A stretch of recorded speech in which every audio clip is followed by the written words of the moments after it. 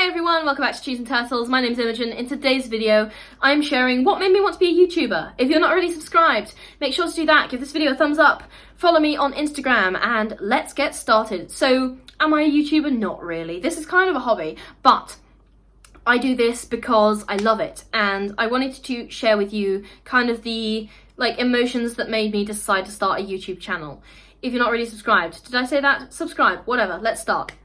And number one, sharing my experiences. So I try and only ever talk about stuff on this channel that I have direct experience of. And I've been through a lot of experiences in the last 5 years and in my life in general. And I kind of didn't really have an outlet for those until then. Obviously I do journal and I love to journal, but I think that yeah, it's different. Talking and journaling is different. So sharing my experiences is something that's really positive for me on this channel. Number two, helping people. Okay, this kind of comes from sharing my experiences, but every time I get a comment from someone who's like, oh, thank you for sharing your experience, you know, this really helped me, that absolutely makes my day. Okay, I know I say this to you all the time, but literally it does. I read every single comment. Guys, I read every single comment on this channel. I literally do. And every single positive comment genuinely makes me so happy, okay? So helping people makes me so happy, and it makes it all worthwhile. And seriously, when I started this channel, I said to myself, if I start this channel and only one person ever watches it and I help that one person, my work here is done, okay? And it's grown so far beyond anything that I expected. So I've actually been able to help a lot more people than just one, but it will be worth it for just one. And every time I film a video, I keep that mindset, okay? If I just helped one person with this video, it was worth it, you know? I absolutely feel like it's worth it. It's so rewarding. Number three, it's a great creative outlet. It's such a nice creative outlet because I love talking on camera, I love writing, I love filming. Talking on camera and filming are kind of the same thing. Whatever. I love the whole workflow and the creative process of YouTube. And yes, for some time, it kind of felt like a bit of an obligation, a bit of a burning out type of vibe, but I got around that. Now since I've started batch filming content and then scheduling it out, my burnout levels have gone way down, and I love just being able to sit and talk to the camera.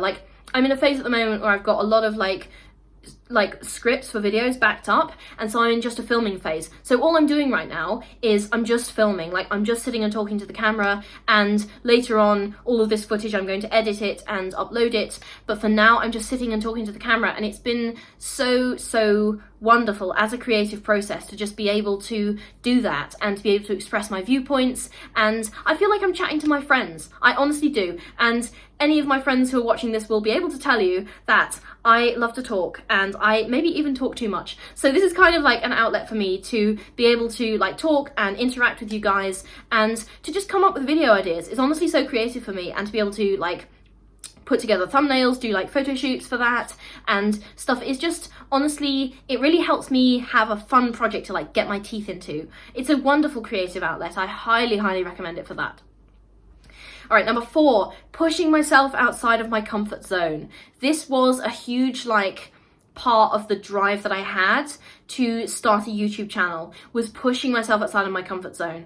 Okay, so when I started a channel, it's, it can be kind of intimidating to show up on camera and to kind of put your whole life out there for people to pick over and judge and analyze and talk about. And I talk about a lot of mental health stuff, about my struggles, about my trauma, about my mistakes, and it's not all negative, but I am in many ways very emotionally vulnerable on this channel, and I'm kind of I am the central focus of this channel. I am the only person in most of my videos, and so I kind of feel and I volunteered for this, so I'm not complaining, but I do kind of feel my whole life. And I do I hold some stuff back because I deserve privacy, obviously. I have boundaries, but I feel to an extent that my life is kind of put on display for you guys to talk about and to learn from. And I do that willingly because I want to help people. I want to share my experiences, but that kind of relinquishing of privacy to an extent is a big step outside of the comfort zone. A lot of people that I know have said to me, I could never do that because I I just feel like self-conscious about appearing on camera, and I feel like that's an invasion of my privacy, and I totally get it. Like, this is not for everyone. So yeah, it can be a kind of pushing myself outside my comfort zone. And in terms of creating as well, like coming up with new ideas, filming and making sure that I have a positive on-camera manner, and making sure that I'm presenting myself well, and, you know, that I don't have like food in my teeth or whatever. Like, all of those little things that go into making a sort of positive and relatively engaging and educational video, as well as not being like distracting or like making sure that nothing is distracting from like the message of the content, and that it's like a decently easy watch. That all pushes me outside of my comfort zone, and it's good to get outside of your comfort zone. So that was something that I wanted to really like stretch my capabilities, so I jumped into YouTube.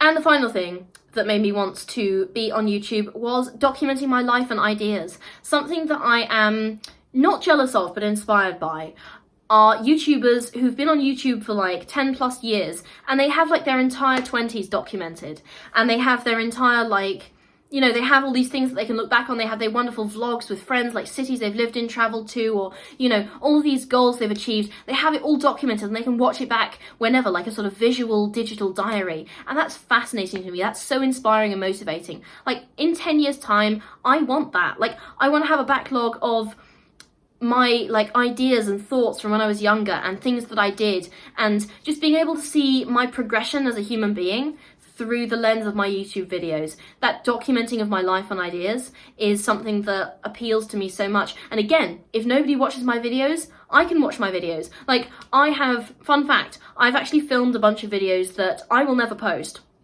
and those are just videos for me. And I have like a whole file of like private videos of just me talking about how I feel, and these are sort of like a visual like journal that I would never share because it's too like private, but I make videos just for myself as well. So that documentation of my life and ideas kind of extends beyond the channel, but it definitely wanted me to be able to put like stuff on the channel as well. So those are the things that made me want to be a YouTuber. If you can relate, let me know in the comments, or if you have any thoughts, also let me know in the comments. Thank you so much for being here. You guys make this all possible, and I couldn't do it without you. Thank you for being my community, and for watching and commenting and liking and subscribing and following me on Instagram, which I'm sure you're going to do if you haven't already, correct? All right, I'll see you guys in the next video. Thank you so much. Bye.